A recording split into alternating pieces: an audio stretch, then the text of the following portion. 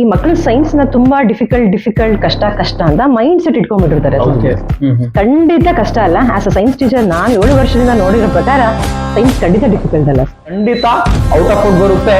80 out of 80 ಕೂಡ ತೆಗಿಬಹುದು. Examination paper ಮಾಡಬೇಕಾದ್ರೂ ಸಹ 30% ಈಸಿ ಮಾಡಿರ್ತಾನೆ, ವೆರಿ ಈಸಿ ಕ್ವೆಶನ್ಸ್ ಮಾಡಿರ್ತಾರೆ. 50% ಆವರೇಜ್ ಲೆವೆಲ್ ಕ್ವೆಶನ್ಸ್ ಮಾಡಿರ್ತಾರೆ. ಆ 50% ಲೆವೆಲ್ ಕ್ವೆಶನ್ಸ್ಗೆ ಕೊಟ್ಟಿರೋಂತಹ ಟೆಕ್ಸ್ಟ್ ಬುಕ್ಸ್ ಅಂಡ್ ಕೊಟ್ಟಿರೋಂಥ ಮೆಟೀರಿಯಲ್ಸ್ KCB ಮೆಟೀರಿಯಲ್ಸ್ ಬಿಟ್ಟಿದ್ದಾರೆ ನೋಡಿ ಸರ್. ಅಷ್ಟು ರೆಫರ್ ಮಾಡಿದ್ರೆ 50 + 30 80 ಈಸಿಯಾಗಿ.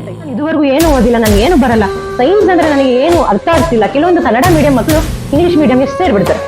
ಅವರಿಗೆ ಏನು ಈ ಕಾರ್ಬನೇಟೆಡ್ ಕಾಂಪೌಂಡ್ಸ್ ನಲ್ಲಿ ಹೋಮೋಲೋಗಸ್ ಸೀರೀಸ್ ಅಂದ್ರೆ ಅರ್ಥ ಆಗಲ್ಲ, ಕ್ಯಾಟಿನೇಷನ್ ಅಂದ್ರೆ ಅರ್ಥ ಆಗಲ್ಲ, ಈಥೈಲ್ ಆಲ್ಕೋಹಾಲ್ ಅಂದ್ರೆ ಗೊತ್ತಾಗಲ್ಲ, ಬ್ಯೂಟೆನಾಲ್ ಅಂದ್ರೆ ಗೊತ್ತಾಗಲ್ಲ. ಮ್ಯಾಮ್ ನಮ್ಗೆ ಏನು ಅರ್ಥ ಆಗ್ತಾ ಇಲ್ಲ. Scratch their head. ಭಯ ಪಡೋ ಅವಶ್ಯಕತೆ ಇಲ್ಲ. ಈ ಕೊಟ್ಟಿರುವಂತಹ ಶೇರ್ ಮಾಡುವಂತಹ ಕ್ವೆಶನ್ಸ್ ಕಂಪ್ಲೀಟ್ ಆಗಿ ಸ್ಟಡಿ ಮಾಡಿ ಎಲ್ಲರೂ ಫಸ್ಟ್ ಕ್ಲಾಸ್ ಆರ್ ಡಿಸ್ಟಿಂಕ್ಷನ್ ತಗೊಳ್ಳಿ. I challenge with you students.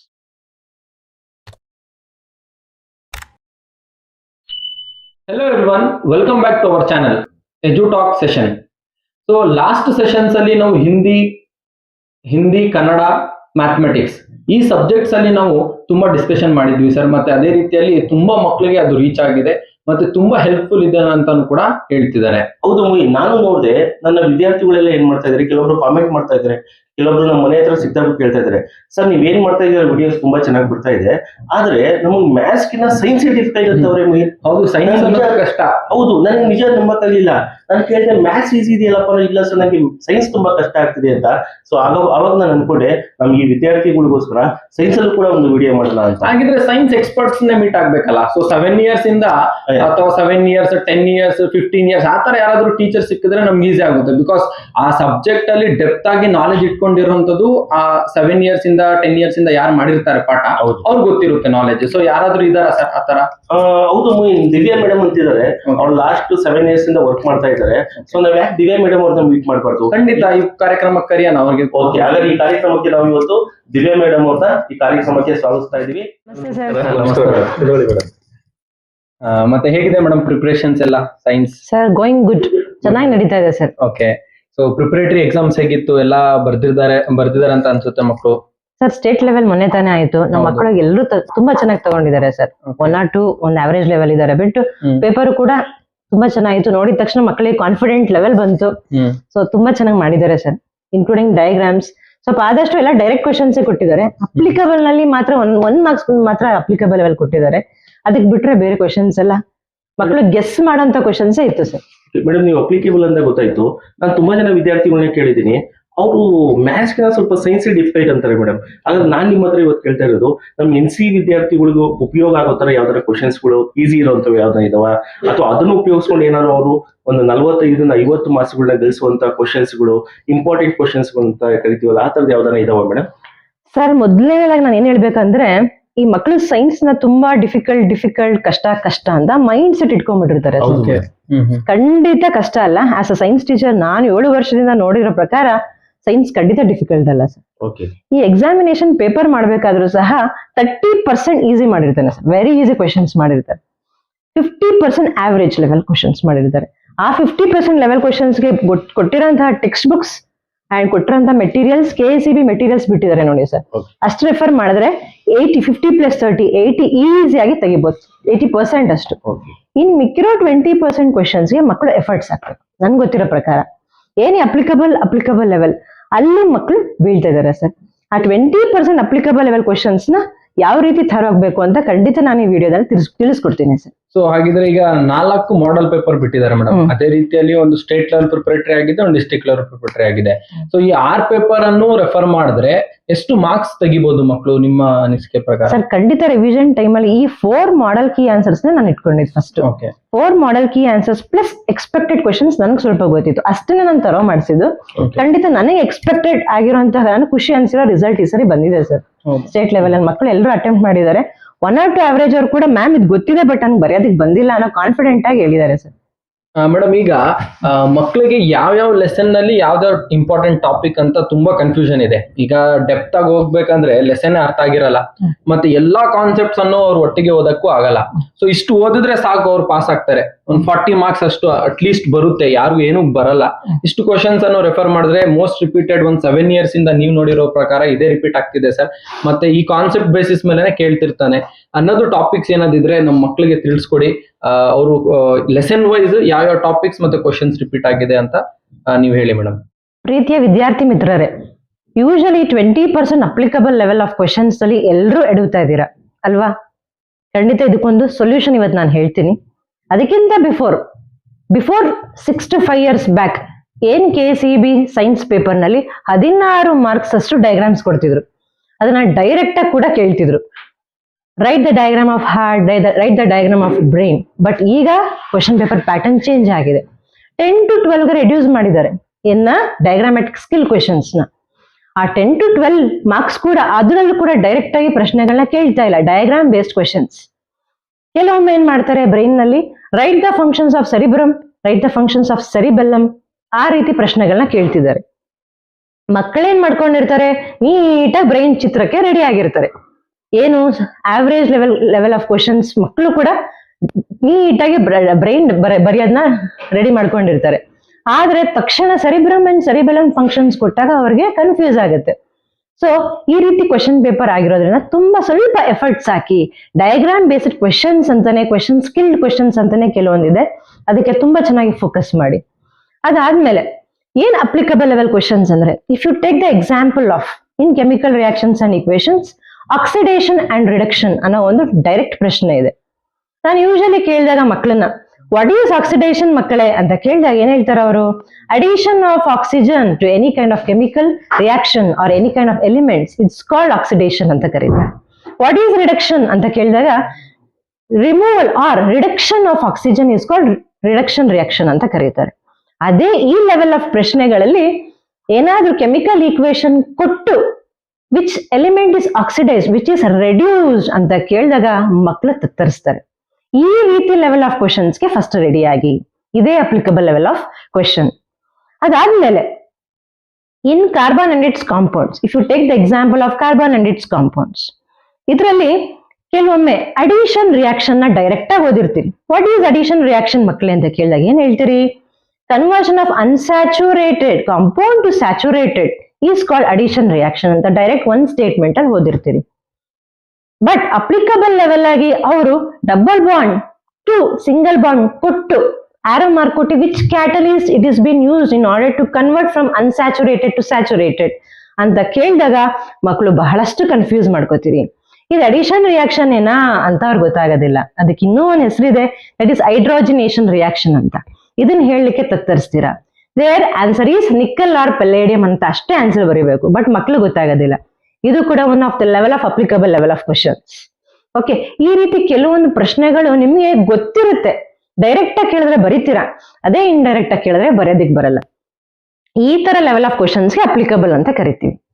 ಏನು ನೀವು 50+30 that is 80% level of questions ನಿಮ್ಮ ಟೆಕ್ಸ್ಟ್ ಬುಕ್ ಎಕ್ಸಸೈಸ್ ಅಲ್ಲಿ ಆಗಿರ್ಬೋದು, ಆರ್ ಎಲ್ಸ್ ಕೊಟ್ಟಿರೋಂತಹ KCB ಮೆಟೀರಿಯಲ್ಸ್ ಆಗಿರ್ಬೋದು, 80% ಅಷ್ಟು ನೀವು ನಿಜ ತೆಗಿತೀರಾ. ಈ 20%ಗೆ ನಿಜ ಹಾರ್ಡ್ ವರ್ಕ್ ಮಾಡಬೇಕು ಮಕ್ಕಳೇ. ಇನ್ನೊಂದು level of question, biomagnification. Our environment ನಲ್ಲಿ ಬಯೋಮ್ಯಾಗ್ನಿಫಿಕೇಶನ್, ವಾಟ್ ಈಸ್ ಬಯೋಮ್ಯಾಗ್ನಿಫಿಕೇಶನ್ ಅಂತ ಕೇಳಿದ ತಕ್ಷಣ ಎಲ್ಲಾ ಮಕ್ಕಳು ಗೊತ್ತಿರುತ್ತೆ ಉತ್ತರ ಇದು. ಬಿಕಾಸ್ ನಿಮ್ಮ ಬ್ಲೂ ಪ್ರಿಂಟ್ ಪ್ರಕಾರ ಬರೀ 3 ಮಾರ್ಕ್ಸ್ ಬರೋದು ಯಾವ್ದ್ರಲ್ಲಿ, ಅವರ್ ಎನ್ವಿರಾನ್ಮೆಂಟ್. ಕೇಳಿದ ತಕ್ಷಣ ಏನ್ ಬರೀತೀರಿ, yes there is increase in toxic level of substances from one concentration of trophic level to higher concentration of trophic level is biomagnification ಅಂತ ಬರೀತೀರ. ಅದನ್ನೇ ಫುಡ್ ಚೈನ್ ಹಾಕಿ ಬರೆದು ತೋರಿಸಿ, where this toxic substance is been moved from one level of species to another level of species ಅಂತ ಕೇಳಿದಾಗ ಮಗು ತತ್ತರಿಸುತ್ತೆ ಅಲ್ವಾ ಮಕ್ಕಳೇ. ಇದೇ applicable level of questions. Okay, ಆ 20%ಗೆ ತುಂಬಾ ಮೆಟೀರಿಯಲ್ಸ್ ಇದೆ. KCB ಇಂದ 2025 ಬಯಾಲಜಿ, ಕೆಮಿಸ್ಟ್ರಿ, ಫಿಸಿಕ್ಸ್ ಮೂರು ಕೂಡ ಬಿಡುಗಡೆ ಮಾಡಿದ್ದಾರೆ. ಅದಕ್ಕೆ ಜಾಸ್ತಿ ಹೊತ್ಕೊಳ್ಳಿ. ಅದಲ್ಲದೆ ಟೆಕ್ಸ್ಟ್ ಬುಕ್ ನಲ್ಲಿ ಒಂದು ಲೈನು ಕೂಡ ಬಿಡದೆ ಓದ್ಬೇಕು, ಅರ್ಥ ಮಾಡ್ಕೋಬೇಕು. ಅರ್ಥ ಮಾಡ್ಕೊಂಡಾಗ ಪ್ರಶ್ನೆಗಳಿಗೆ ಯಾವುದೇ ರೀತಿ ಕೇಳಿದಾಗ್ಲೂ ನೀವು ಉತ್ತರಗಳನ್ನ ಹೇಳ್ತೀರಾ. ಇದನ್ನ applicable level set of questions ಅಂತ ನಾವು ಕರಿತೀವಿ. ಅರ್ಥ ಆಯ್ತಾ ಮಕ್ಕಳೇ? ಇದಾದ್ಮೇಲೆ ಫಂಕ್ಷನ್ಸ್ ಆಗಿರ್ಬೋದು. ನೆಕ್ಸ್ಟ್ ಎಂಡೋಕ್ರೈನ್ ಗ್ಲ್ಯಾಂಡ್ಸ್ ಫಂಕ್ಷನ್ಸ್ ಅಂತ ಕೇಳ್ತಾನೆ. ನೀವು ಯೂಶಲಿ ಥೈರಾಯ್ಡ್ ಗ್ಲ್ಯಾಂಡ್ ಆಗಿರ್ಬೋದು, insulin, then adrenal gland, right their functions ಅಂತ ಕೇಳ್ತಾರೆ. ಕೆಲವೊಂದು ಮಕ್ಳುಗಳಿಗೆ ಇದು ಎಂಡೋಕ್ರೈನ್ ಗ್ಲ್ಯಾಂಡ್ಸ್ ಏನಾ ಅಂತ ಗೊತ್ತಿರಲ್ಲ. ಸೊ ಹೋಗಿ ಪ್ಲಾಂಟ್ ಹಾರ್ಮೋನ್ಸ್ ಬರ್ದಿರ್ತಾರೆ, like abscisic acid, auxin, gibberellin ಬರ್ದಿರ್ತೀರಿ. ಕೆಲವೊಮ್ಮೆ ಅದನ್ನ ಕೇಳಿದಾಗ ಇನ್ನೊಂದಿನ ಬರ್ದಿರ್ತೀರಿ. ಈ ರೀತಿ ನಿಮ್ಗೆ ಲೆವೆಲ್ ಆಫ್ ಪ್ರಶ್ನೆಗಳನ್ನ ಕೇಳಿದಾಗ ಯಾವ್ದು ಫಂಕ್ಷನ್ಸ್ ಅಂತ ಗೊತ್ತಿರಬೇಕು. ಇದೆಲ್ಲ ಕೆಲವೊಂದು ಅಪ್ಲಿಕಬಲ್ ಲೆವೆಲ್ ಆಫ್ ಕ್ವಶನ್ಸ್. ಈ ರೀತಿ ತಯಾರಿ ಮಾಡ್ಕೊಂಡಾಗ ಮಾತ್ರ ನೀವು ಏನ್ ಅಚೀವ್ ಮಾಡ್ಕೋಬೇಕು ಅಂತಿದ್ದೀರಿ ಸೈನ್ಸ್ ನಲ್ಲಿ ಖಂಡಿತ ಮುಂದೆ ಬರ್ತೀರಿ. ಇಲ್ದಲ್ಲ ಇದ್ರೆ ಇನ್ ಕೆಲವು ಮಕ್ಕಳಲ್ಲಿ ಏನಾಗುತ್ತೆ ಅಂದ್ರೆ ತುಂಬಾ ಚೆನ್ನಾಗಿ ಗ್ರಾಸ್ಪಿಂಗ್ ಪವರ್ ಇರುತ್ತೆ, ತುಂಬಾ ಚೆನ್ನಾಗಿ ಪಾಠಗಳನ್ನ ಕೇಳ್ತೀರಾ, ಕೊಡೋ ವರ್ಕ್ ಮಾಡ್ತೀರಿ, ಎಲ್ಲಾನು ತುಂಬಾ ಚೆನ್ನಾಗಿ ಟೀಚರ್ಗೆ ಕೋಆಪರೇಟ್ ಮಾಡ್ತಿರ್ತೀರಿ. ಬಟ್ ಮಗುಗೆ ಡಯಾಗ್ರಾಮ್ಯಾಟಿಕ್ ಸ್ಕಿಲ್ ಇರಲ್ಲ, ಹ್ಯಾಂಡ್ ರೈಟಿಂಗ್ ಇರಲ್ಲ, ಹೇಗೋ ರೀತಿ ಗೀಚ್ಕೊಂಡು ಹೋಗ್ತಾ ಇರುತ್ತೆ ಮಗು. ಬಟ್ ತುಂಬಾ ಗ್ರಾಸ್ಪಿಂಗ್ ಪವರ್ ಇರುತ್ತೆ, ಏನ್ ಕೊಟ್ರು ಓದೋ ಸಾಮರ್ಥ್ಯ ಇರುತ್ತೆ. ಅಂತ ಮಗುವಿನಲ್ಲೂ ಕೂಡ 80ಕ್ಕೆ 80 ಸ್ಕೋರ್ ತುಂಬಾ ಕಷ್ಟ ಆಗುತ್ತೆ. ಯಾಕೆಂದ್ರೆ ಸೈನ್ಸ್ ಅಲ್ಲಿ ಬೇಸಿಕ್ ಏನ್ ಬೇಕು ಮಕ್ಕಳೇ ನಿಮಗೆ? You need good handwriting plus good diagrammatic skill. ಇಷ್ಟಿದ್ದಾಗ ಮಾತ್ರ ನಿಮ್ಗೆ ಏನ್ 80 to 80 ತಗೊಳ್ಳೋ ಅಂತಹ ಸಾಮರ್ಥ್ಯ ನಿಮ್ಗಿರುತ್ತೆ. ಸೊ ನಾನು ಏನು ಈ ವಿಡಿಯೋನಲ್ಲಿ ನಿಮ್ಮೆಲ್ಲರ ಜೊತೆ ಶೇರ್ ಮಾಡ್ಲಿಕ್ಕೆ ಇಷ್ಟಪಡ್ತಾ ಇದ್ದೀನಿ ಅಂದ್ರೆ last minute of revision questions. ಯಾಕೆಂದ್ರೆ ಈ ಬಾರಿ ನಿಮ್ಮ ಸೈನ್ಸ್ ನಲ್ಲಿ 3.5 ದಿನ ಗ್ಯಾಪ್ ಇದೆ. ಎಲ್ಲರಿಗೂ ನಮ್ಮ ಖುಷಿ 3.5 days ಗ್ಯಾಪ್ ಇದೆ.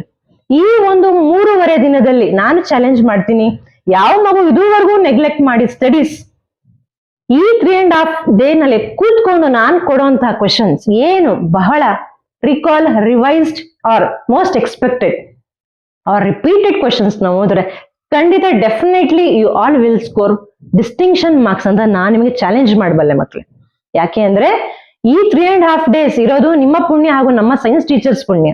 ಬೇರೆ ಸಬ್ಜೆಕ್ಟ್ಗೆ 1 or 2 days ಗ್ಯಾಪ್ ಇರ್ಬೋದು, ಬಟ್ ಒಂದೊಂದು ದಿನ ಒಂದೊಂದು ಸಬ್ಜೆಕ್ಟ್, ಒಂದೊಂದು ಫಿಸಿಕ್ಸ್ ಒಂದಿನ, ಕೆಮಿಸ್ಟ್ರಿ ಒಂದಿನ, ಬಯಾಲಜಿ ಒಂದಿನ ತಗೊಂಡ್ರು ಕೂಡ ಖಂಡಿತ ನೀವು ಗುಡ್ ಸ್ಕೋರ್ ಮಾಡ್ತೀರಾ. ಅದು ನಿಮ್ಗೆ ಚಾಲೆಂಜ್ ಮಾಡಿ ಹೇಳ್ತೀನಿ. ಸೊ ನೆಕ್ಸ್ಟ್ ನಾನು ಏನ್ ಶೇರ್ ಮಾಡ್ಲಿಕ್ಕೆ ಇಷ್ಟಪಡ್ತೀನಿ ನಿಮ್ಗೆ ಅಂದ್ರೆ chapter wise few repeated questions or last minute of revision. ನೀವು ಈ ಒಂದು ವಿಡಿಯೋ ಇಟ್ಕೋಬಹುದು, last minute of revision. Ma'am ನಾನು ಇದುವರೆಗೂ ಏನು ಓದಿಲ್ಲ, ನನ್ಗೆ ಏನು ಬರಲ್ಲ, ಸೈನ್ಸ್ ಅಂದ್ರೆ ನನಗೆ ಏನು ಅರ್ಥ ಆಗ್ತಿಲ್ಲ. ಕೆಲವೊಂದು ಕನ್ನಡ ಮೀಡಿಯಂ ಮಕ್ಕಳು ಇಂಗ್ಲಿಷ್ ಮೀಡಿಯಂಗೆ ಸೇರ್ಬಿಡ್ತಾರೆ. ಅವರಿಗೆ ಏನು ಈ ಕಾರ್ಬೊನೇಟೆಡ್ ಕಾಂಪೌಂಡ್ಸ್ ನಲ್ಲಿ ಹೋಮೋಲೋಗಸ್ ಸೀರೀಸ್ ಅಂದ್ರೆ ಅರ್ಥ ಆಗಲ್ಲ, ಕ್ಯಾಟಿನೇಷನ್ ಅಂದ್ರೆ ಅರ್ಥ ಆಗಲ್ಲ, ಈಥೈಲ್ ಆಲ್ಕೋಹಾಲ್ ಅಂದ್ರೆ ಗೊತ್ತಾಗಲ್ಲ, ಬ್ಯೂಟೆನಾಲ್ ಅಂದ್ರೆ ಗೊತ್ತಾಗಲ್ಲ. ಮ್ಯಾಮ್ ನಮ್ಗೆ ಏನು ಅರ್ಥ ಆಗ್ತಾ ಇಲ್ಲ. They will scratch their head. ಭಯ ಪಡೋ ಅವಶ್ಯಕತೆ ಇಲ್ಲ.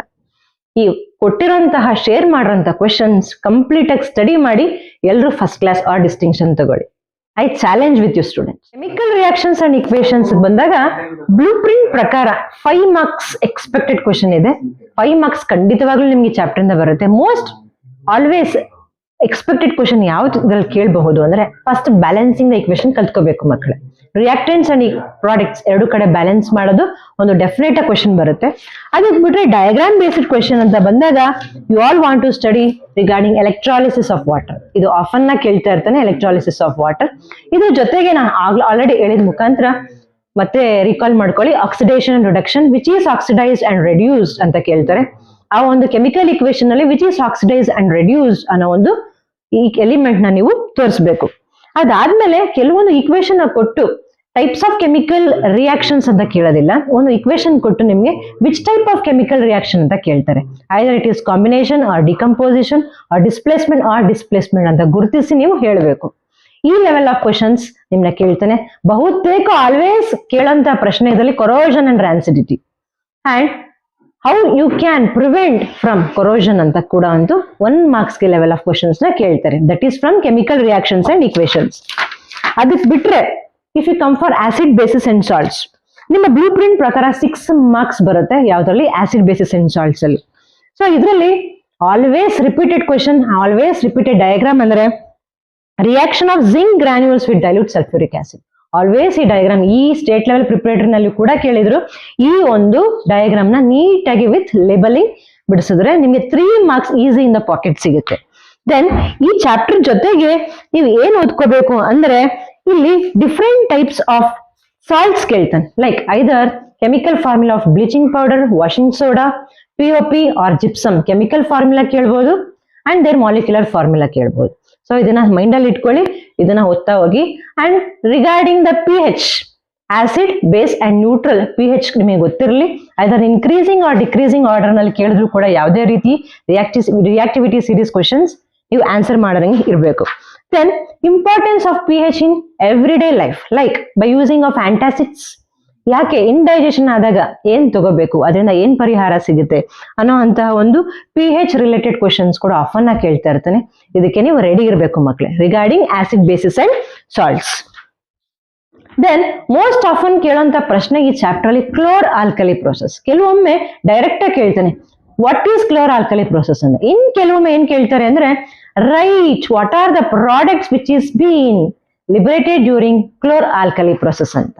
ಸೊ ಈ 3 ಪ್ರಾಡಕ್ಟ್ಸ್ ಅಂಡ್ ದೇರ್ ಯೂಸಸ್ ನ ನೀವು ತಲೆಯಲ್ಲಿ ಇಟ್ಕೊಂಡ್ರೆ ಡೆಫಿನೆಟ್ ಆಗಿ ನೀವು ಏನು ಬ್ಲೂ ಪ್ರಿಂಟ್ ಪ್ರಕಾರ ಬಂದಿದೆ ಪ್ರಶ್ನೆಗಳು ಅದಕ್ಕೆ ಆನ್ಸರ್ ಹೇಳ್ತೀರಾ. Then if you come for metals and non metals, metals and non metals ಬಂದಾಗ್ಲೂ ಕೂಡ ರಿಯಾಕ್ಷನ್ ಆಫ್ ಜಿಂಕ್ ಗ್ರಾನ್ಯೂಲ್ಸ್ ಏನು ಓದಿದಿರಿ ಅದೇ ರೀತಿಯ diagram, that is action of steam on metal ಅನ್ನೋ ಒಂದು ಬಹುತೇಕ ಆಲ್ವೇಸ್ ಆಫನ್ಲಿ ಕೇಳುವಂತಹ ಒಂದು ಡಯಾಗ್ರಾಮ್ ಇದೆ. ಈ ಒಂದು ಡಯಾಗ್ರಾಮ್ ನ ಖಂಡಿತ ಕಲ್ತ್ಕೊಳ್ಳಿ. ಇದರಲ್ಲೂ ಕೂಡ 3 ಮಾರ್ಕ್ಸ್ ಎಕ್ಸ್ಪೆಕ್ಟೆಡ್ ಕ್ವಶನ್ಸ್ ಇದೆ. ಅದಾದ್ಮೇಲೆ formation of magnesium chloride and sodium chloride, ಈ ಒಂದು ಅಂಡ್ Na2O, ದಿಸ್ ಫಾರ್ಮೇಶನ್ ಹೇಗಾಗಿದೆ ಅಂತ ನಿಮ್ಮ ಟೆಕ್ಸ್ಟ್ ಬುಕ್ ನಲ್ಲಿ ಡೈರೆಕ್ಟ್ ಆಗಿ ಕೊಟ್ಟಿದ್ದಾರೆ. ಇದು ಆಲ್ವೇಸ್ ಇದನ್ನ ಕೇಳ್ತಾ ಇರ್ತಾರೆ, ಅದನ್ನ ಕೂಡ ತುಂಬಾ ಚೆನ್ನಾಗಿ ಪ್ರಾಕ್ಟೀಸ್ ಮಾಡಿ. ಇದೆಲ್ಲದ್ರ ಜೊತೆಗೆ electrolytic refining of the copper, ಇದು ಒಂದು ಮೋಸ್ಟ್ ಆಲ್ವೇಸ್ ಆಸ್ಕ್ ಡಯಾಗ್ರಾಮ್. ಇದು ಕೂಡ ಟೆಕ್ಸ್ಟ್ ಬುಕ್ ನ ನೆಗ್ಲೆಕ್ಟ್ ಮಾಡಬೇಡಿ. ಏನ್ ಡಯಾಗ್ರಾಮ್ಸ್ ಇಂಪಾರ್ಟೆಂಟ್ ಡಯಾಗ್ರಾಮ್ಸ್ ಬರುತ್ತೆ ಅಂತ ನಿಮ್ಗೆ ಆಲ್ರೆಡಿ ಎಲ್ಲ ಗೊತ್ತಿದೆ, ಅದ್ರ ಜೊತೆಗೆ ಇದು ಕೂಡ ಇದ್ರ ಮೇಲೆ ಕೂಡ ತುಂಬಾ ಕಾನ್ಸಂಟ್ರೇಟ್ ಮಾಡಿ. Life process, it is a completely biology chapter. ಇದರಲ್ಲಿ ಕಂಪ್ಲೀಟ್ ಆಗಿ ಜಾಸ್ತಿ ಡಯಾಗ್ರಾಮ್ಸ್ ನೋಡ್ತೀರಿ. ಕೆಲವೊಮ್ಮೆ difference between nerve cell and nephron ಎರಡನ್ನ ಕನ್ಫ್ಯೂಸ್ ಮಾಡ್ಕೋತೀರಿ. ಕೆಲವೊಮ್ಮೆ ನ್ಯೂರಾನ್ ಕೇಳಿದಾಗ ನೆಫ್ರಾನ್ ಬರೀತೀರಿ, ನೆಫ್ರಾನ್ ಕೇಳಿದಾಗ ನ್ಯೂರಾನ್ ಬರೀತೀರಿ. ಈ ಮಿಸ್ಟೇಕ್ ನ ಮಾಡಬೇಡಿ. What is neuron? It is nothing but it is a nerve cell. Okay, nerve cell ನ ಬರೆಯೋದು ನ್ಯೂರಾನ್, ನೆಫ್ರಾನ್ ಬರೆಯೋದು ಕಿಡ್ನಿ ಎಕ್ಸ್ಕ್ರೀಟರಿ ಯೂನಿಟ್ ನ ನೆಫ್ರಾನ್ ಅಂತ ಕರಿತೀವಿ. ಈ ಎರಡು ಡಿಫ್ರೆನ್ಸ್ ನಿಮ್ಗೆ ಗೊತ್ತಿರಲಿ. ಡಯಾಗ್ರಾಮ್ ನಲ್ಲಿ ಆಲ್ವೇಸ್ ಲೈಫ್ ಪ್ರೋಸೆಸ್ ನಲ್ಲಿ ಒಂದು ಹಾರ್ಟ್ ಕೇಳ್ತಾರೆ, ನೆಫ್ರಾನ್ ಕೇಳ್ತಾರೆ. ಆಲ್ವೇಸ್ ಇದಕ್ಕೆ ತುಂಬಾ ಚೆನ್ನಾಗಿ ಹೊತ್ಕೊಡಿ. ಓಪನ್ ಅಂಡ್ ಕ್ಲೋಸ್ಡ್ ಸ್ಟೊಮ್ಯಾಟ ಕೇಳ್ತಾರೆ. ಕೆಲವೊಮ್ಮೆ ಅವರೇ ಓಪನ್ ಆರ್ ಕ್ಲೋಸ್ಡ್ ಸ್ಟೊಮ್ಯಾಟ ಕೇಳಿ label what is the function of guard cell ಅಂತ ಕೇಳ್ತಾರೆ. ನಿಮಗೆ ಗೊತ್ತಿರಬೇಕು how it exchange the gases which is the main unit in stomata which helps for rate of exchange of the gas ಅಂತ ಗೊತ್ತಿರಬೇಕು. So ಈ ಒಂದು roll ಕೂಡ ನಿಮಗೆ ತುಂಬಾ ಚೆನ್ನಾಗಿ ನೆನಪಿರ್ಬೇಕು. ಅದಾದ್ಮೇಲೆ break down of glucose by various pathways, ಈ ಒಂದು ಏನ್ ಫ್ಲೋ ಚಾರ್ಟ್ ಇದೆ ನಿಮ್ಗೆ ಗೊತ್ತಿರಬೇಕು. ಖಂಡಿತ 1 ಮಾರ್ಕ್ಸ್ MCQ ನಲ್ಲಿ ಕೇಳುವಂತ ಪ್ರಶ್ನೆ ಬಹುತೇಕವಾಗಿ ಕೇಳ್ತಾ ಇರ್ತಾರೆ. ಇದರಲ್ಲಿ in cytoplasm, in mitochondria, lack of oxygen, in absence of oxygen, which are the products please write ಅಂತ ಕೇಳ್ತಾರೆ. ಇದನ್ನ ಖಂಡಿತ ತುಂಬಾ ಪ್ರಾಕ್ಟೀಸ್ ಮಾಡಿ. 1 ಮಾರ್ಕ್ಸ್ MCQ ನಲ್ಲಿ ಆಲ್ವೇಸ್ ರಿಪೀಟೆಡ್ ಇದೆ. ಇದಾದ್ಮೇಲೆ ಹಾರ್ಟ್ ಬಂದ್ರೆ ಡಯಾಗ್ರಾಮ್ ಎಲ್ಲರೂ ಬಿಡಿಸ್ತೀರಿ, ಬಟ್ ಅದರಲ್ಲಿ ಡಬಲ್ ಸರ್ಕ್ಯುಲೇಷನ್ ಕೇಳ್ತಾರೆ. Explain double circulation which is taking place in heart ಅಂತ. ನಮ್ಮ ಮಕ್ಕಳು ಎಲ್ಲರೂ ಹಾರ್ಟ್ ಬರ್ದು ಪ್ರಾಕ್ಟೀಸ್ ಮಾಡಿ ತುಂಬಾ ಚೆನ್ನಾಗಿ ಪ್ರಾಕ್ಟೀಸ್ ಮಾಡಿರ್ತಾರೆ, ಬಟ್ ಡಬಲ್ ಸರ್ಕ್ಯುಲೇಷನ್ ಕೇಳಿದಾಗ ಎಡವುತ್ತಾರೆ. ಸೊ ಪ್ಲೀಸ್ ಅದನ್ನ ಎಲಾಬ್ರೇಟ್ ಆಗಿ ಎಕ್ಸ್ಪ್ಲೇನ್ ಮಾಡಿ ಡಬಲ್ ಸರ್ಕ್ಯುಲೇಷನ್ ನ ಬರೀರಿ. ದೆನ್ ಕಂಟ್ರೋಲ್ ಅಂಡ್ ಕೋಆರ್ಡಿನೇಷನ್ ಬಂದಾಗ ಇಲ್ಲಿ ಬ್ರೈನ್ ಡಯಾಗ್ರಾಮ್ ಕೆಲವೊಮ್ಮೆ ಕೇಳಬಹುದು. ತಪ್ಪಿದ್ರೆ right the functions of cerebrum or cerebellum or medulla or pons ಅಂತ ಕೇಳ್ತಾರೆ. ಸೊ ಫಂಕ್ಷನ್ ಕೂಡ ನಿಮ್ಗೆ ನೆನಪಿರ್ಲಿ, ಡಯಾಗ್ರಾಮ್ ಸ್ಕೆಚ್ ಕೂಡ ನಿಮ್ಗೆ ನೆನಪಿರ್ಲಿ, ದಯವಿಟ್ಟು ಅದನ್ನ ಬರೀರಿ. ಅದಾದ್ಮೇಲೆ ರಿಗಾರ್ಡಿಂಗ್ ಟ್ರೋಪಿಸಮ್, ರೈಟ್ ಈ ಸ್ಟೇಟ್ ಲೆವೆಲ್ ನಲ್ಲಿ ಕೇಳಿದ್ರಲ್ಲ, right 4 types of tropism and right its explanation ಅಂತ. Regarding phototropism, hydrotropism, geotropism, thigmotropism, chemotropism, ಈ ಒಂದು ಲೆವೆಲ್ ಆಫ್ ಪ್ರಶ್ನೆಗಳಿಗೆ ದಯವಿಟ್ಟು ತುಂಬಾ ಪ್ರಾಕ್ಟೀಸ್ ಮಾಡಿ. ಇದು ಆಲ್ವೇಸ್ ಕೇಳಂತ ಪ್ರಶ್ನೆಗಳು. ದೆನ್ ಪ್ಲಾಂಟ್ ಹಾರ್ಮೋನ್ಸ್, ಐದರ್ ಆಕ್ಸಿನ್, ಜಿಬರ್ಲಿನ್, ಸೈಟೋಕಿನಿನ್ ಆರ್ ಆಪ್ಸಿಸಿಕ್ ಆಸಿಡ್ ಕೇಳ್ತಾರೆ.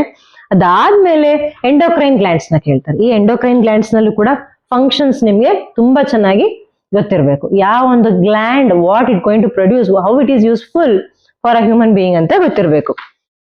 Then our environment ಬರ್ತಿದ್ದಂಗೆ only 3 marks you are expecting from KCB board. According to blueprint only 3 marks from this our environment ಅಂತ ನೆಗ್ಲೆಕ್ಟ್ ಮಾಡಬೇಡಿ. ಬಹುತೇಕ ಓನ್ ಆಗಿ ಬರೆಯುವಂತಹ answers is from our environment. ಇನ್ನೊಂದು ಮಕ್ಳು ಏನ್ ಮಿಸ್ಟೇಕ್ ಮಾಡ್ತೀರಾ ನೀವು ಅಂದ್ರೆ, ಕೆಲವು ಮಕ್ಳು ಬೈ ಹಾರ್ಟ್ ಸಿಸ್ಟಮ್ ಮಾಡ್ತಿರ್ತೀರಿ.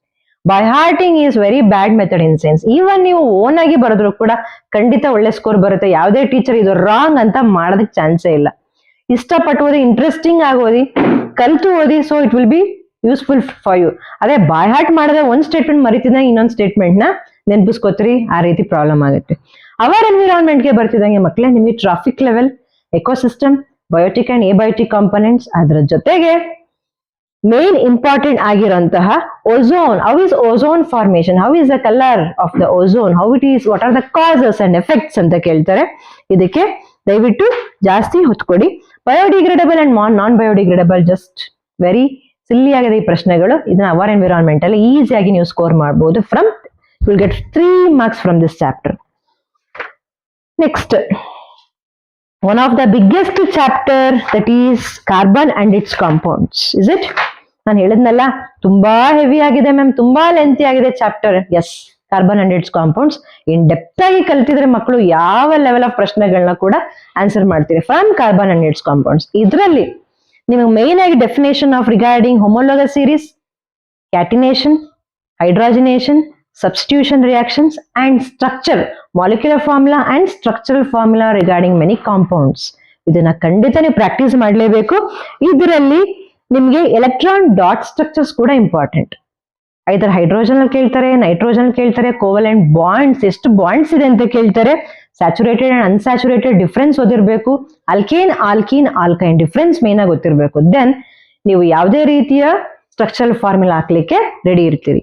ನಿಮಗೆ ಡಿಫ್ರೆನ್ಸ್ ಬಿಟ್ವೀನ್ ಸ್ಯಾಚುರೇಟೆಡ್ ಅನ್ಸ್ಯಾಚುರೇಟೆಡ್ ಗೊತ್ತಿಲ್ಲದಲ್ಲೇ ಇದ್ರೆ ನಿಮಗೆ it will be very problematic to write the structural formula of any kind of compounds.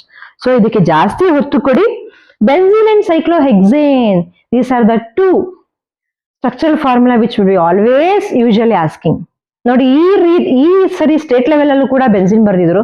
ಕೆಲವೊಂದು ನಮ್ಮ ಮಕ್ಕಳು ಏನ್ ತಪ್ಪು ಮಾಡಿದ್ರು ಅಂದ್ರೆ alternative single and double bond ಬರ್ದಿರಲಿಲ್ಲ, ಜಸ್ಟ್ ಸಿಂಗಲ್ ಬಾಂಡ್ ಹೇಳ್ದು ಮ್ಯಾಮ್ ಇದು ಕರೆಕ್ಟ್ ಯಾಕೆ ಮಾರ್ಕ್ಸ್ ಕೊಟ್ಟಿಲ್ಲ ಅಂತ ನನ್ನ ಹತ್ರ ತಗೊಂಡ್ ಬಂದಿದ್ರು. ದಯವಿಟ್ಟು ಸ್ವಲ್ಪ ಸೆನ್ಸ್ ಉಪಯೋಗಿಸಿ. Alternative single and double bond C6H6 ಇದ್ರೆ ಮಾತ್ರ ಅದು ಬೆನ್ಝೀನ್. ಇಲ್ದಲೇ ಇದ್ರೆ ಒಂದು ಆಲ್ಟರ್ನೇಟಿವ್ ಸಿಂಗಲ್ ಡಬಲ್ ಬಾಂಡ್ ವ್ಯತ್ಯಾಸ ಆದ್ರೂ ಕೂಡ ಮಾಲಿಕ್ಯುಲರ್ ಫಾರ್ಮುಲಾ ಅಲ್ಲಿ ಚೇಂಜ್ ಆಗುತ್ತೆ. Then very most important question from carbon and its compounds is soap and detergent. Formation of micellary structure ಕೇಳ್ತಾನೆ. ಇದು ವೆರಿ ಇಂಪಾರ್ಟೆಂಟ್ ಅಂಡ್ ಈಸಿಯಾಗಿ ಓನ್ ವರ್ಡ್ಸ್ ಅಲ್ಲಿ ಬರಿಬಹುದು ರಿಗಾರ್ಡಿಂಗ್ ಸೋಪ್ಸ್ ಅಂಡ್ ಡಿಟರ್ಜೆಂಟ್. ದಯವಿಟ್ಟು ಅದ್ರ ಮೇಲೆ ಹೊತ್ಕೊಟ್ಟು ಜಾಸ್ತಿ ಓದಿ ಇದನ್ನ. Then how do organisms reproduce according to blue print. ಇದರಲ್ಲೂ ಕೂಡ 6 to 7 marks ವೇಟೇಜ್ ಇದೆ. ಇದರಲ್ಲಿ ನಿಮಗೆ ಎಸೆಕ್ಷುವಲ್ ರಿಪ್ರೊಡಕ್ಷನ್ ಡೆಫಿನೇಷನ್ ಗೊತ್ತಿರಬೇಕು ಅಂಡ್ ಟೈಪ್ಸ್ ಗೊತ್ತಿರಬೇಕು.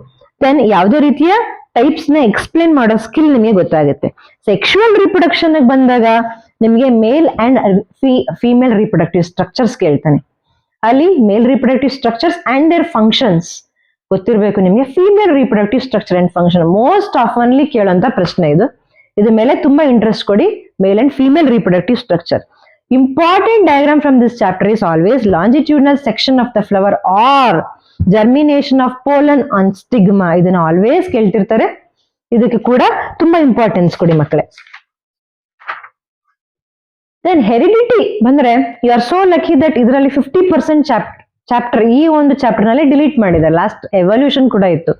ಇದರಲ್ಲಿ ಆಫನ್ ಆಗಿ 5 marks ಪ್ರಶ್ನೆ ಯಾವ್ದು ಕೇಳ್ತಾರೆ ಅಂದ್ರೆ monohybrid and dihybrid. Cross, that is monohybrid. Single only cross between 1 pair of contrasting character is monohybrid.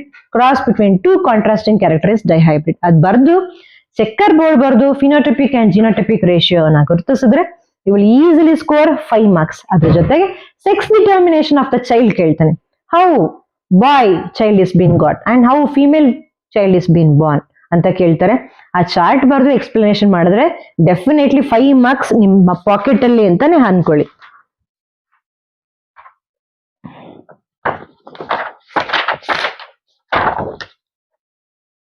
So 9 chapters from chemistry biology also cover ಮಾಡಿದ್ದೀನಿ ಅಂತ ಅನ್ಕೊಂಡಿದ್ದೀನಿ.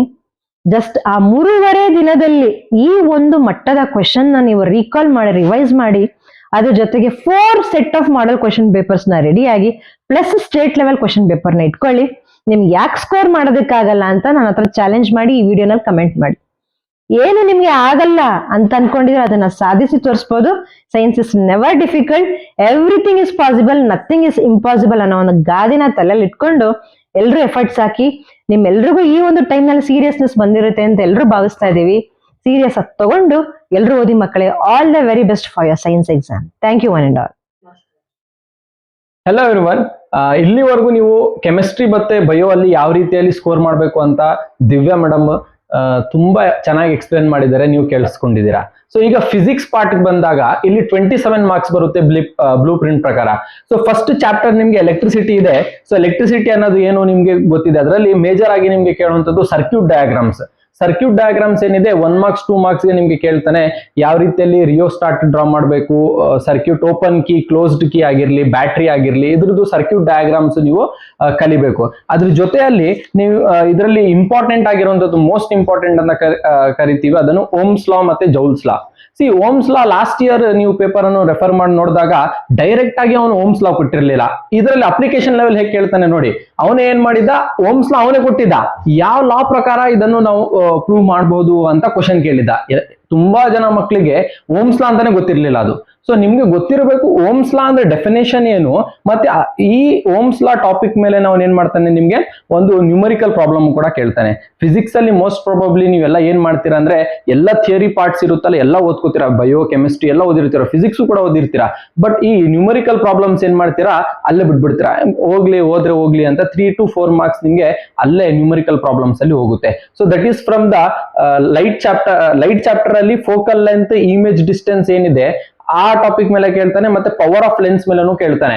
ಬಟ್ ಇಲ್ಲಿ ಎಲೆಕ್ಟ್ರಿಸಿಟಿ ಚಾಪ್ಟರ್ ಅಲ್ಲಿ ಬಂದಾಗ ನೀವು ನ್ಯೂಮರಿಕಲ್ ಪ್ರಾಬ್ಲಮ್ಸ್ ಕೇಳಿದ್ರೆ ನಿಮ್ಗೆ ಓಮ್ಸ್ ಲಾ ಮೇಲೆ ಕೇಳ್ತಾನೆ, ಮತ್ತೆ series and parallel, resistors in series and parallel lesson topic ಮೇಲೂ ಕೂಡ ನಿಮ್ಗೆ ಕ್ವಶನ್ ಕೇಳ್ತಾನೆ. ಸೊ ನೆಕ್ಸ್ಟ್ ಬಂದ್ರೆ ನಾವು ಈ ಲೆಸನ್ ಎಲೆಕ್ಟ್ರಿಸಿಟಿ ಲೆಸನ್ ಆದ್ಮೇಲೆ magnetic effects and electric current. So magnetic effects and electric current ಅಲ್ಲಿ ನಿಮ್ಗೆ ಗೊತ್ತಾಗಬೇಕಾಗಿರುವಂತದ್ದು what are the magnetic field lines, ಎಲ್ಲಿಂದ ಮ್ಯಾಗ್ನೆಟಿಕ್ ಫೀಲ್ಡ್ ಲೈನ್ ಸ್ಟಾರ್ಟ್ ಆಗುತ್ತೆ ಮತ್ತೆ ಎಂಡ್ ಆಗುತ್ತೆ, ಇದ್ರದ್ದು properties of magnetic field lines. Very important questions ಮತ್ತೆ ಕೇಳಿದೆ.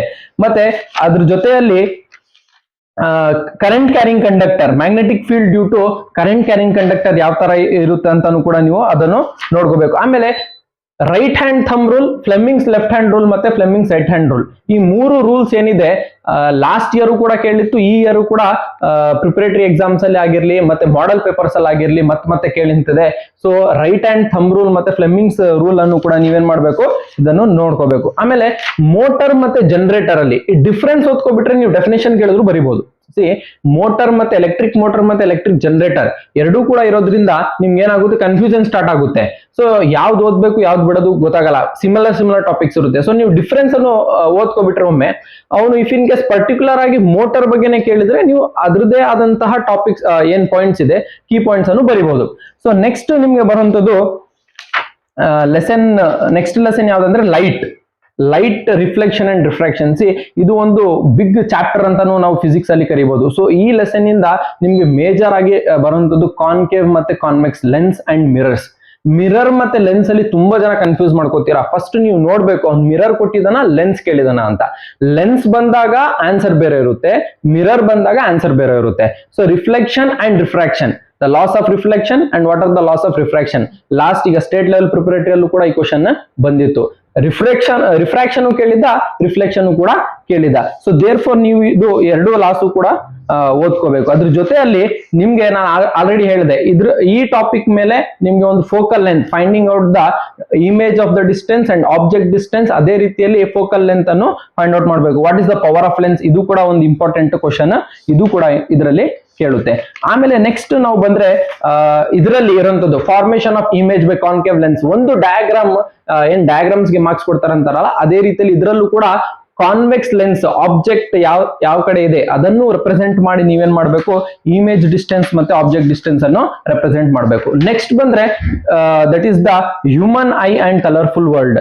ಇದರಲ್ಲಿ ನಿಮ್ಗೆ myopia, hypermetropia, these are the major 2 questions again and again he is asking. ಮತ್ತೆ ಈ ಡಿಸೀಸ್ ಆದಾಗ ಯಾವ ಲೆನ್ಸ್ ಅನ್ನು ನಾವು ಯೂಸ್ ಮಾಡ್ತೀವಿ, ಕಾನ್ವೆಕ್ಸ್ ಲೆನ್ಸ್ ಯೂಸ್ ಮಾಡ್ತೀವಿ ಅಥವಾ ಕಾನ್ಕೇವ್ ಲೆನ್ಸ್ ಯೂಸ್ ಮಾಡ್ತೀವಿ ಅನ್ನೋದನ್ನು ಕೂಡ ನಾವು ಇದರಲ್ಲಿ ಎಕ್ಸ್ಪ್ಲೇನ್ ಮಾಡಬೇಕು. ಇದೇ ಲೆಸನ್ ಅಲ್ಲಿ ನಮಗೆ ಬರುವಂತದ್ದು ರೀಸನಿಂಗ್ ಕ್ವಶನ್ಸ್ ಯಾವ ತರ ಬರುತ್ತೆ. ವೈ ಡು ಸ್ಟಾರ್ಸ್ ಟ್ವಿಂಕಲ್, ಏನಕ್ಕೆ ಸ್ಟಾರ್ಸ್ ಟ್ವಿಂಕಲ್ ಆಗುತ್ತೆ, ಇದು ನೀವು ಓನ್ ಆಗಿ ಆನ್ಸರ್ ಬರಿಬಹುದು. ನೀವು ಏನ್ ಮಾಡ್ತೀರಾ ಅಂದ್ರೆ ಬೈ ಹಾರ್ಟ್ ಮಾಡಕ್ ಹೋಗ್ತೀರಾ, ಒಂದ್ ಟಾಪಿಕ್ ಬೈ ಹಾರ್ಟ್ ಮಾಡಕ್ ಹೋಗ್ತೀರಾ, ಇನ್ನೊಂದು ಬರಲ್ಲ. ಅಂಡ್ ಅದೇ ರೀತಿಯಲ್ಲಿ rainbow formation again and again ಮತ್ತೆ ಕೇಳ್ತಿರುತ್ತೆ, how does a rainbow forms.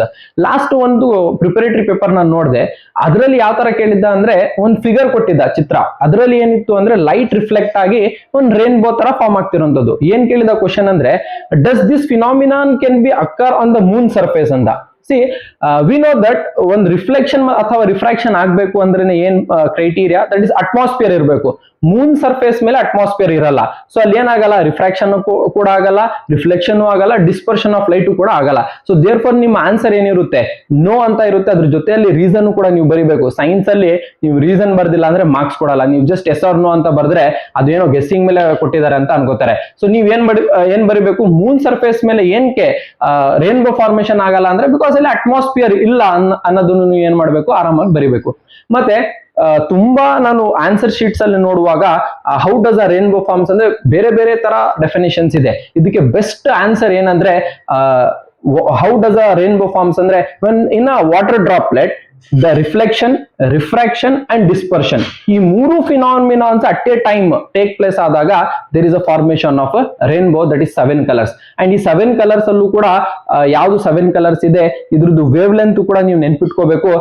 ಮತ್ತೆ ಈ ವೇವ್ ಲೆಂತ್ ಮೇಲೆ ಏನಕ್ಕೆ reddish, during sunset sky reddish ಆಗಿರುತ್ತೆ, and during the hot noon sun white colour ಇರುತ್ತೆ. ಯಾರಿಗೂ ಕೂಡ ಗೊತ್ತಿಲ್ಲ ಏನಕ್ಕೆ ಸನ್ ವೈಟ್ ಕಲರ್ ಕಾಣುತ್ತೆ ಅಂತ. ಸೊ 12 o'clock ಅಲ್ಲಿ ನೀವು ನೋಡುವಾಗ ಸನ್ ವೈಟ್ ಕಲರ್ ಕಾಣುತ್ತೆ, ರೆಡ್ ಕಲರ್ ಕಾಣಲ್ಲ. ಬಟ್ ಅದೇ ಸನ್ಸೆಟ್ ಟೈಮ್ ಅಲ್ಲಿ ನಿಮ್ಗೆ ಏನ್ ಕಾಣುತ್ತೆ, ಸನ್ ರೆಡ್ಡಿಶ್ ಕಲರ್ ಆಗಿ ಕಾಣುತ್ತೆ. ಏನಕ್ಕೆ ಇದು ಡಿಫ್ರೆನ್ಸ್ ಅಂದ್ರೆ ಇದು this is due to the dispersion of light. Because red colour light ಏನಿದೆ 7 ಕಲರ್ಸ್ ಅಲ್ಲಿ ರೆಡ್ ಕಲರ್ ಲೈಟ್ ಇದು ವೇವ್ ಲೆಂತ್ ಜಾಸ್ತಿ ಇರೋದ್ರಿಂದ ಸನ್ಸೆಟ್ ಅಲ್ಲಿ ನಿಮ್ಗೆ ರೆಡ್ ಕಲರ್ ಕಾಣುತ್ತೆ. ಅದೇ 12 o'clock ಅಲ್ಲಿ ಸನ್ ತುಂಬಾ ಹಾಟ್ ಆಗಿರುತ್ತೆ, ಅಲ್ಲಿ ಡಿಸ್ಪರ್ಷನ್ ತಗೊಳಕ್ ಆಗಲ್ಲ. ಬಿಕಾಸ್ ಲೈಟ್ ಹಾಗೆ ಸಿಂಗಲ್ ಕಲರ್ ಮೋನೋಕ್ರೋಮ್ಯಾಟಿಕ್ ಲೈಟ್ ಹಾಗೆ ಉಳ್ಕೊಳ್ಳುತ್ತೆ, ಅದು ಡಿಸ್ಪರ್ಷನ್ ಆಗಿ 7 ಕಲರ್ಸ್ ಫಾರ್ಮ್ ಆಗಲ್ಲ. ಸೊ 12 o'clock ಅಲ್ಲಿ ಅಥವಾ ಆಫ್ಟರ್ನೂನ್ ಟೈಮ್ ಅಲ್ಲಿ ಏನಿರುತ್ತೆ, ಸನ್ ತುಂಬಾ ಹಾಟ್ ಆಗಿರೋದ್ರಿಂದ ಸನ್ ಇದು ಕಲರ್ ಏನಾಗಿರುತ್ತೆ, ಕಲರ್ಲೆಸ್ ಆಗಿರುತ್ತೆ, ದಟ್ ಇಸ್ ವೈಟ್ ಕಲರ್ ಅಂತಾನೆ ನಿಮ್ಗೆ ಕಾಣುತ್ತೆ. ಬಟ್ ಬೇರೆ ಟೈಮ್ ಅಲ್ಲಿ ಅದನ್ನೇ ನೋಡುವಾಗ ನೀವು ರೆಡಿಶ್ ಕಲರ್ ಆಗಿ ಕೂಡ ಕಾಣುತ್ತೆ. ಸೊ ಇದೇ ತರ ಬೇರೆ ಬೇರೆ ಅಪ್ಲಿಕೇಶನ್ ಲೆವೆಲ್ ಕ್ವಶನ್ಸ್ ಈ ಲೆಸನ್ ಇಂದ ನಿಮ್ಗೆ ಕೇಳ್ತಾನೆ. ಅದೇ ರೀತಿಯಲ್ಲಿ ನೀವು ಈ ಲೆಸನ್ ಡಿಸ್ಪರ್ಷನ್ ಆಫ್ ಲೈಟ್ ಅನ್ನು ಕೂಡ ಅದೇ ರೀತಿಯಲ್ಲಿ ಓದ್ಕೋಬೇಕು. ಆಮೇಲೆ ಟಿಂಡಾಲ್ ಎಫೆಕ್ಟ್ ನೋಡಿ, ಟಿಂಡಾಲ್ ಎಫೆಕ್ಟ್ ಕೂಡ ವೆರಿ ಇಂಟ್ರೆಸ್ಟಿಂಗ್. ಮೂವೀಸ್ ಅಲ್ಲಿ ಎಲ್ಲ ನೀವು ನೋಡಿರ್ಬೋದು, ಯಾವ್ದಾದ್ರು ಒಂದು ದೇವರು ಬರ್ತಿದಾರೆ ಅಂದಿದ ತಕ್ಷಣ ಹಿಂದೆಯಿಂದ ಒಂದು ಲೈಟ್ ಬರುತ್ತೆ, ದಟ್ ಈಸ್ ಒಂದು ಟಿಂಡಾಲ್ ಎಫೆಕ್ಟ್. ಲೈಟ್ ಯಾವ ತರ ಬರುತ್ತೆ, ಅವ್ರು ಬಂದಿದ ತಕ್ಷಣ ಹಿಂದೆಯಿಂದ ಎಷ್ಟು ಎಫೆಕ್ಟಿವ್ ಆಗಿ ಬಂದಿರುತ್ತೆ. ಸೊ ಅದೇ ರೀತಿಯಲ್ಲಿ ಟಿಂಡಾಲ್ ಎಫೆಕ್ಟ್ ನೀವು ಟ್ರೀಸ್ ಅಲ್ಲಿ ನೋಡಿರ್ಬೋದು, ಫಾರೆಸ್ಟ್ಸ್ ಅಲ್ಲಿ ನೋಡಿರ್ಬೋದು. ಸೊ ಬೇರೆ ಬೇರೆ ಕಡೆ ನೀವು ಟಿಂಡಾಲ್ ಎಫೆಕ್ಟ್ ಅನ್ನು ನೋಡಿರ್ತೀರಾ. So what is Tyndall effect, what is dispersion of light, what is refraction, what is reflection. So ಇಂಥ ಎಲ್ಲಾ ಕ್ವಶನ್ಸ್ ಈ ಲೆಸನ್ ಇಂದ ವೆರಿ ಇಂಪಾರ್ಟೆಂಟ್ ಕ್ವಶನ್ಸ್. ಸೊ ಈ ಕ್ವಶನ್ಸ್ ಅನ್ನು ಕೂಡ ನೀವು ಥರೋ ಆಗಿ ಪ್ರಾಕ್ಟೀಸ್ ಮಾಡಿ. ಮತ್ತೆ ನ್ಯೂಮರಿಕಲ್ ಪ್ರಾಬ್ಲಮ್ಸ್ ಅನ್ನು ಯಾವುದೇ ಕಾರಣಕ್ಕೂ ಕೂಡ ಬೈ ಹಾರ್ಟ್ ಮಾಡಕ್ ಹೋಗ್ಬೇಡಿ. ಫಾರ್ಮುಲಾನು ನೆನ್ಪಿಟ್ಕೊಂಡ್ರೆ ನೀವು ಆರಾಮಾಗಿ ನ್ಯೂಮರಿಕಲ್ ಪ್ರಾಬ್ಲಮ್ ಅನ್ನು ಈಸಿಯಾಗಿ ಸಾಲ್ವ್ ಮಾಡಬಹುದು. ಸೊ ಇದರಲ್ಲಿ ನೀವು ಫಿಸಿಕ್ಸ್, ಕೆಮಿಸ್ಟ್ರಿ ಮತ್ತೆ ಬಯೋ ಇಂಥ ಪಾರ್ಟ್ ವೈಸ್ ಡಿವೈಡ್ ಮಾಡ್ಕೊಂಡು ಹೋದ್ರೆ ಖಂಡಿತ ಔಟ್ ಆಫ್ ಔಟ್ ಬರುತ್ತೆ. 80 out of 80 ಕೂಡ ತೆಗಿಬಹುದು. ಮ್ಯಾಥ್ಸ್ ಅಲ್ಲಿ ನಾವು ಗೆಸ್ ಮಾಡಕ್ಕಾಗಲ್ಲ ಇದೇ ಬರುತ್ತೆ, ಮ್ಯಾಥ್ಸ್ ಅಲ್ಲಿ ನಾವು ಗೆಸ್ ಮಾಡಬಹುದು ಇದೇ ಟಾಪಿಕ್ ಅಲ್ಲಿ ಇಷ್ಟು ಬರುತ್ತೆ ಅಂತ. ಬಟ್ ಸೈನ್ಸ್ ಅಲ್ಲಿ ನಾವು ಗೆಸ್ ಮಾಡಕ್ಕಾಗಲ್ಲ ಇದೇ ಟಾಪಿಕ್ ಇಂದ ಖಂಡಿತ ಇದು ಕ್ವಶನ್ ಬರುತ್ತೆ, ಇದೇ ಮೆಥಡ್ ಫಾಲೋ ಮಾಡುತ್ತೆ ಅಂತ. ಬಟ್ ನೀವು ಯಾವಾಗ ಈ ಟೆಕ್ಸ್ಟ್ ಬುಕ್ಸ್ ಅನ್ನು ಥರೋ ಆಗಿ 2 ಟೆಕ್ಸ್ಟ್ ಬುಕ್ಸ್ ಕಂಪ್ಲೀಟ್ ಆಗಿ ನೀವು ಓದಿದ್ರೆ ಯಾವ ತರ ಕ್ವಶನ್ ಕೇಳಿದ್ರು ಅವನು, ಯಾವ ತರ ಅಪ್ಲಿಕೇಶನ್ ಲೆವೆಲ್ ಅಲ್ಲಿ ಟ್ವಿಸ್ಟ್ ಮಾಡಿ ಕೇಳಿದ್ರು ಕೂಡ ಆರಾಮಾಗಿ ಔಟ್ ಆಫ್ ಔಟ್ ತೆಗಿಬಹುದು. ಈ ವರ್ಷದಲ್ಲಿ ನೀವು ಎಲ್ಲರೂ ಈ ವಿಡಿಯೋ ನೋಡಿ ಅಟ್ಲೀಸ್ಟ್ ಔಟ್ ಆಫ್ ಔಟ್ ತೆಗಿತೀರಾ ಅಂತ ನನಗೆ ಕಾನ್ಫಿಡೆನ್ಸ್ ಇದೆ. ನೀವು ತೆಗೆದ ಮೇಲೆ ಬಂದು ಇಲ್ಲಿ ಕಮೆಂಟ್ ಮಾಡಬೇಕು, ಸರ್ ತುಂಬಾ ಹೆಲ್ಪ್ ಆಯ್ತು, ನಾವು ಔಟ್ ಆಫ್ ಔಟ್ ಕೂಡ ತೆಗ್ದಿದ್ದೀವಿ ಅಂತ. ನಮ್ಗೆ ಖಂಡಿತ ತುಂಬಾ ಖುಷಿ ಆಗುತ್ತೆ. ಅಂಡ್ ನಿಮ್ಗೋಸ್ಕರ ಇದು ವಿಡಿಯೋ ಮಾಡ್ತಿರೋದ್ರಿಂದ ನಿಮ್ಮ ಫ್ರೆಂಡ್ಸ್ಗೂ ಕೂಡ ಶೇರ್ ಮಾಡಿ. ಯಾರ್ಯಾರಿಗೆ ಸೈನ್ಸ್ ಕಷ್ಟ ಅಂತ ಅನ್ಸ್ತಿದೆಯಲ್ಲ ಎಲ್ರಿಗೂ ಕೂಡ ಈ ವಿಡಿಯೋ ಹೋಗ್ಬೇಕು. ಬಿಕಾಸ್ ಇಷ್ಟೊತ್ತು ನಿಮ್ಗೋಸ್ಕರ ನಾವು ಇದು ವಿಡಿಯೋ ಮಾಡ್ತಿರೋಂಥದ್ದು. ಓಕೆ, ಆತ್ಮೀಯ ವಿದ್ಯಾರ್ಥಿಗಳೇ, ಈಗ ನೀವು ನೋಡಿದ್ರಿ ದಿವ್ಯಾ ಮೇಡಮ್ ಮತ್ತೆ ಮುಯಿನ್ ಸರ್ ಅವರು ಹೇಗೆ ನಿಮ್ಗೆ ಸೈನ್ಸ್ ಅಲ್ಲಿ ಹೆಚ್ಚು ಅಂಕಗಳನ್ನ ಗಳಿಸಬೇಕು ಮತ್ತೆ ಯಾವ ಒಂದು ಟಾಪಿಕ್ ನಿಮ್ಗೆ ಕಷ್ಟ ಆಗ್ತಿತ್ತು ಇದ್ರ ಬಗ್ಗೆ ಎಲ್ಲ ನಿಮ್ಗೆ ಎಕ್ಸ್ಪ್ಲೈನ್ ಮಾಡಿದ್ದಾರೆ. ಅವ್ರಿಗೂ ಕೂಡ 7-8 ವರ್ಷ ಸೈನ್ಸ್ ಅಲ್ಲಿ ಎಕ್ಸ್ಪೀರಿಯನ್ಸ್ ಇರೋದ್ರಿಂದ ತುಂಬಾ ಉಪಯುಕ್ತವಾದ ಮಾಹಿತಿಯನ್ನು ನೀಡಿದ್ದಾರೆ. ಮತ್ತೆ ಅವ್ರು ತುಂಬಾ ಬ್ಯುಸಿ ಇದ್ರು, ಆ ಶೆಡ್ಯೂಲ್ ಅಲ್ಲೂ ಕೂಡ ಅವ್ರು ಏನ್ ಮಾಡಿದ್ರು, ನಮಗೋಸ್ಕರ ಈ ಕಾರ್ಯಕ್ರಮಕ್ಕೆ ಬಂದು ನಮ್ಮ ಕಾರ್ಯಕ್ರಮದಲ್ಲಿ ಜಾಯಿನ್ ಆಗಿ ನಿಮ್ಗೆ ಅನುಕೂಲ ಆಗ್ಲಿ ಅನ್ನೋ ಒಂದೇ ಒಂದು ಕಾರಣದಿಂದ ನಮ್ಮ ಜೊತೆ ಇವತ್ತಿದ್ದಾರೆ. ಮತ್ತೆ ಮುಯಿನ್ ಕೂಡ ಅಷ್ಟೇನೆ, ಅವರು ಬೆಂಗಳೂರಿಗೆ ಹೋಗ್ಬೇಕಿತ್ತು, ಅಷ್ಟೆಲ್ಲಾ ಬ್ಯುಸಿ ಶೆಡ್ಯೂಲ್ ಇದ್ರೂ ಕೂಡ ನಮ್ಮ ಜೊತೆ ಈ ಕಾರ್ಯಕ್ರಮಕ್ಕೆ ಭಾಗಿಯಾಗಿರೋದು ಒಂದೇ ಉದ್ದೇಶ, ನೀವು ಚೆನ್ನಾಗಿ ಅಂಕಗಳನ್ನ ಗಳಿಸಬೇಕು ಅಂತ ವಿದ್ಯಾರ್ಥಿಗಳೇ. ಹಾಗಾಗಿ ಮೇಡಮ್, ನಿಮ್ಗೂ ಕೂಡ ನಮ್ಮ ಕಾರ್ಯಕ್ರಮಕ್ಕೆ ಬಂದಕ್ಕೆ ಧನ್ಯವಾದಗಳನ್ನ ತಿಳಿಸ್ತಾ ಇದೀವಿ ಸರ್. Thank you.